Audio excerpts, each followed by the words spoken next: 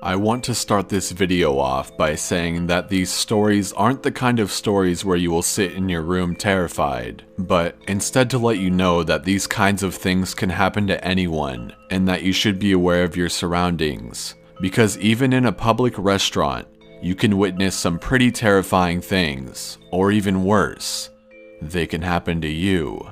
Let's begin. This happened about a year ago in my first semester of college. I went to art school in New York City, and my suite mates and I had a craving for fast food at around 12:30 a.m. We, of course, decide on the McDonald's down the street because, we're classy as fuck. It was me, my suite mate Kat, and her boyfriend Tom. We order our food, Kat and I decide to split a shit ton of chicken nuggets, and we pick a table by the door. Tom and Kat are sitting next to each other, holding hands as couples do, and I'm sitting there being the awkward third wheel and gorging myself on chicken nuggets. In walks a slightly disheveled gentleman who starts to wander aimlessly in the direction of the register. We think nothing of him. I watch as he goes to order his food and turn back to my friends to chat. Suddenly, Kat mutters, "Anna, behind you." So I turn around and there's the slightly disheveled gentleman again. This time, he's holding a flashlight. I turn back around to Kat and shrug, figuring it's just some harmless weirdo. I feel a tap on my shoulder, so I turn around again and the guy asks, "The light isn't working in the men's room. Can one of you hold this flashlight while I use the bathroom?" Seriously? Kat, being the nicest and most outgoing person of the group, responds first. "Maybe you should tell an employee that the lights don't work. I bet they could figure it out for you." "I'll only be a minute," the guy mutters and holds the flashlight out to us. "Could one of you just hold this while I pee?" he insisted. Tom answered next, as I was determined to ignore the man. "No, just go ask an employee to go fix the lights." "But I'll only be..." The man began again, but I interrupted him with a firm, "Fuck off." It was a weird situation, made only weirder when, as we were leaving, Kat said, "He never went into the bathroom in the first place. How would he know the lights didn't work?"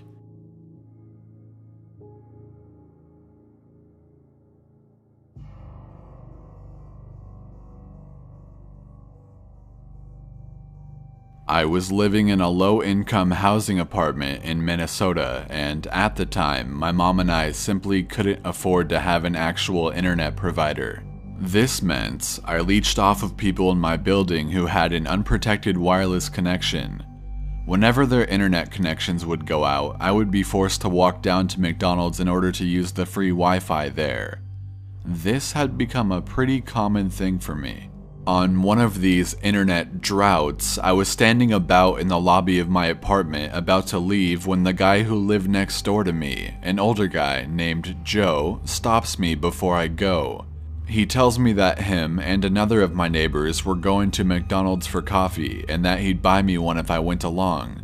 I figured, why not? I didn't really know much about Joe since I mostly kept to myself. Now, let me explain Joe. He's hunchbacked with a beer gut, and his ZZ Top-esque beard was full of food crumbs that I can only assume were from a McBiscuit. But he seemed like a nice guy, so I went along. After a ride in his rickety truck through the Minnesota winter, I was happy to finally reach McDonald's. Free Wi-Fi at last. And, if Joe held up to his word, a free McCoffee as well.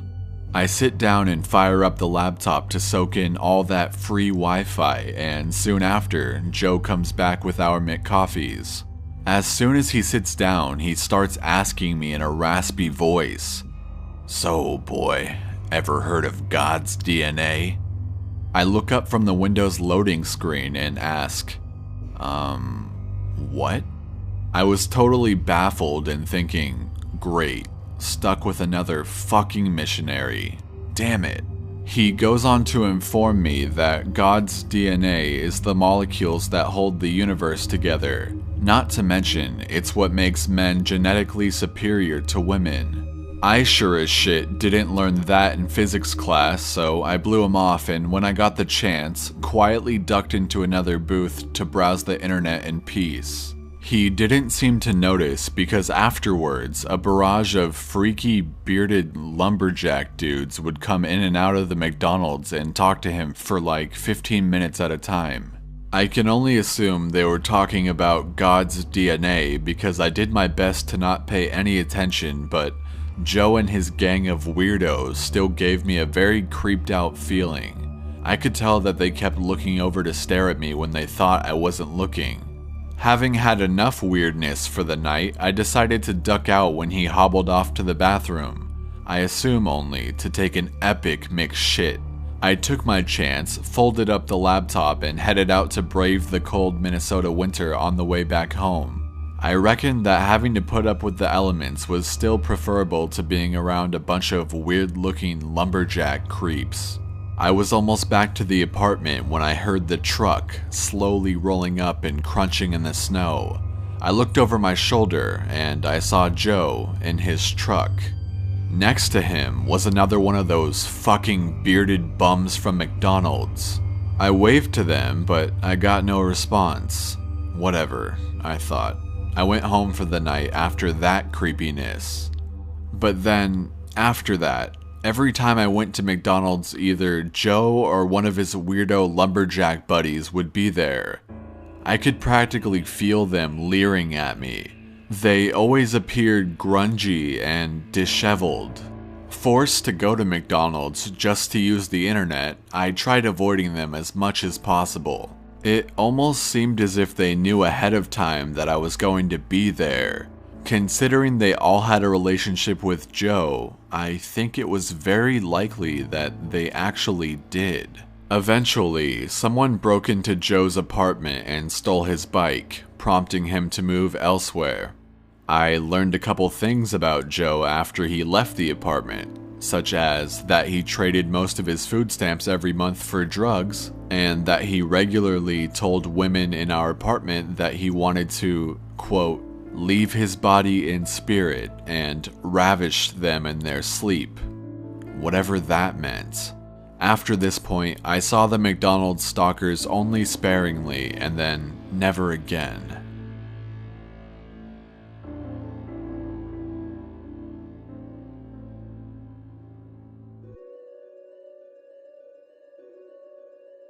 I've never really thought of this experience as a particularly scary one, but the feeling of being trapped strangely resonates with me to this day. For a little bit of backstory, I was going to meet up with my friends and future roommates at the realtor office. We had all met about a week previous and already pooled our money together in order to pay for the apartment's rent, a steep $3,500. I was more or less taking the lead on finding and acquiring the apartment, therefore I was also delegated to holding everyone's money. I'm a particularly timely person and don't like being anywhere late, so I managed to get to the realtor's office about 30 minutes early. Having missed lunch, I decided to just get a few things from the dollar menu at the McDonald's next door. I walk in and it's your fundamental McDonald's, a few college kids, a few homeless people, and an older Asian gentleman sitting at a table by himself, next to the bathroom. I had to go to the bathroom, so I make my way over there and walk into the bathroom to do my thing.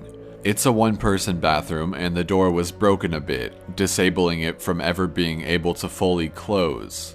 I start to pee when I hear a few steps from behind and a weird chuckle. I'm usually not good at stopping peeing mid-pee. This time, however, I was on point. I turn around and see him trying to close the door behind me and clumsily fumbling with the standard silver lock that are in these types of bathrooms. My mind, knowing I have $3,500 in my backpack, instantly goes into fight reaction. I lunge over to him and grab his shoulders, pushing him up against the wall and only manage to say the words, "No, no, no." While I'm saying these things, he's still smiling and chuckling the whole time, which is the most vivid thing I remember from this whole thing. I then push him out of the way, leave the McDonald's, and go straight to the realtor. It is fully possible that this was a normal guy, expecting it to be a bigger bathroom, and for that, I give him the benefit of the doubt. That being said, I'm still morbidly curious what would have happened if I didn't manage to stop peeing halfway through that day.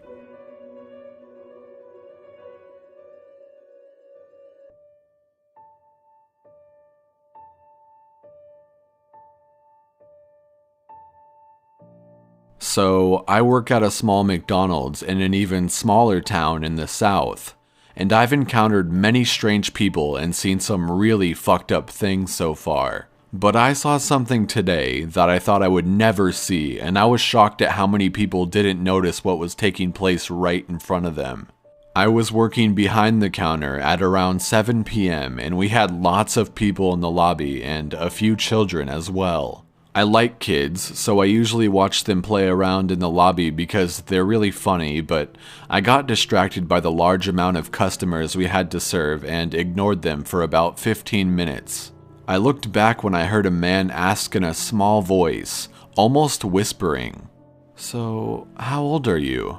I turn around to see this extremely tall guy with a shaved head and a red shirt talking to a little girl who looked about 5 or 6. He had a little boy around the same age on his shoulders who was giggling.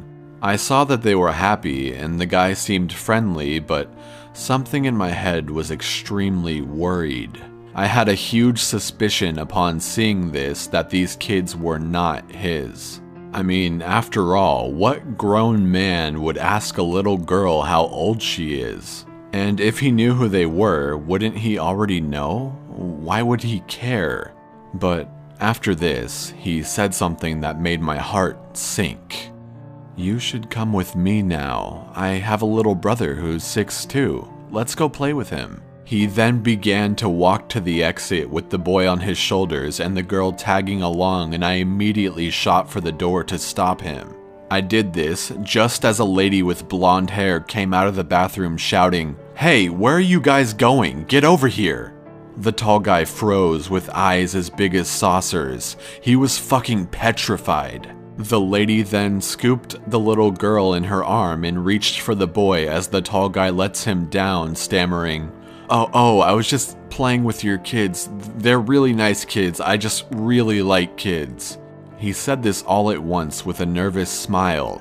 The blonde lady then faked a smile back, but still had eyes that clearly said, "Stay the fuck away from my children, you fucking creep."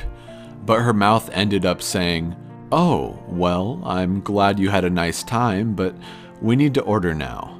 And then she led her kids to the back of the restaurant. The tall guy then hurried out of the front exit and the lady clutched her kids close to her the entire time she was there, even in their booth. If I ever see that guy at work again, I will immediately call the cops on him. Who knows what would have happened to those kids if I wasn't looking, or their mother hadn't come out of the bathroom at that very second. I think that it's awful that she left her kids unattended in a full restaurant lobby, but no one deserves to lose their children to a disgusting creep with a sick grin like that.